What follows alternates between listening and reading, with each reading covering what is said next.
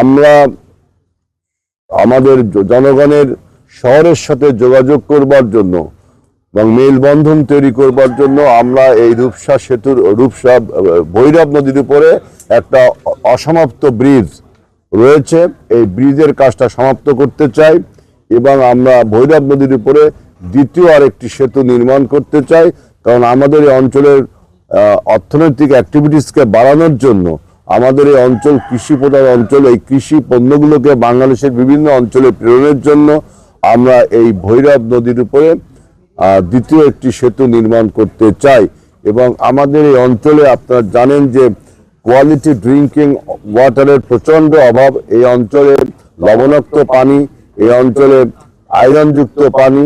সুতরাং এই আমরা নদী, খাল, বিলের পানি শোধন করে এবং আমাদের থেকে 40 কিলোমিটার দূরে সমুদ্র অবস্থিত, সেই সমুদ্রের পানি ট্রিটমেন্ট করে যদি আমরা ব্যবহার করতে পারি তাহলে আমরা অনেক রোগ বালাই থেকে আমরা নিরাপদে থাকব। আমাদের এই অঞ্চলে সন্ত্রাসী, চাঁদাবাজ, মাদক কারবারি যারা আছে তাদেরকে আমরা সমস্ত রাজনৈতিক দলের কাছে আহ্বান জানিয়েছি, তাদেরকে আশ্রয় প্রশ্রয় দিবেন না। কারণ তাদের একটাই পরিচয়, তারা সন্ত্রাসী, তাদের কোনো রাজনৈতিক পরিচয় নেই।